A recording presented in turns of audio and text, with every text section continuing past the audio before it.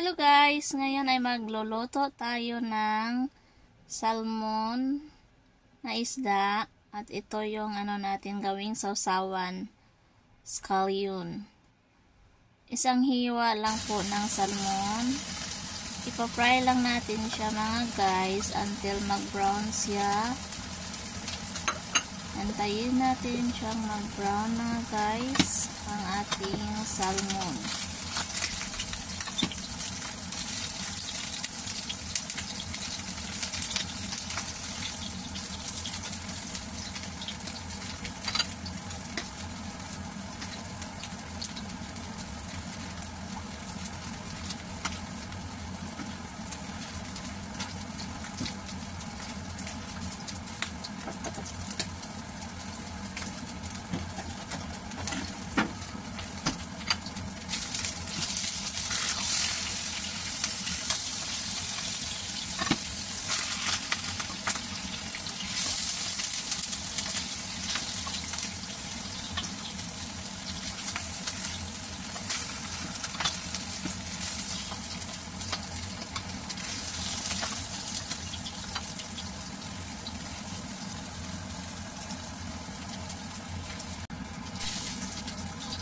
So, ayan, medyo, ayan, brown na po siya. Pwede natin tong tanggalin, luto na to. At pagkatapos nito, isunod natin yung ating sausawan sa ating prito na salmon. Kahit na anong pritong isda, guys, okay to na sausawan, pwede nyong gawin.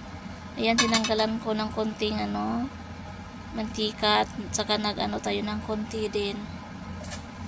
At ilagay natin yung ating scallions. Haluin lang at pagkatapos natin medyo na siya, ilagay na natin yung ating Chinese wine. Chinese wine ang ating ilalagay. Ito na Chinese wine. Ang ilalagay ko po dito ay isang takip ng Chinese wine. Siguro mga isa't kalahating teaspoon siguro mga guys. Ayan.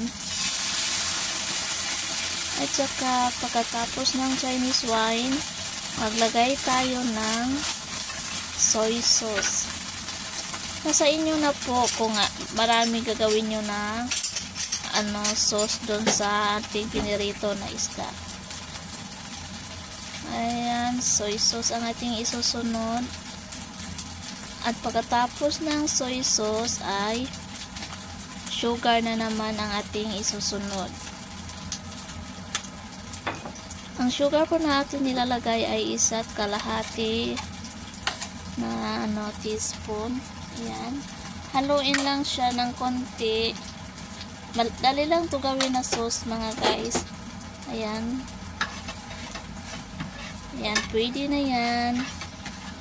Pagka lusaw na yung sugar, okay na siya mga guys. Ayan. So, ayan po ang ating sausawan sa ating piniritong salmon. So, ito na siya mga guys. Tada! Thank you for watching. Bye-bye!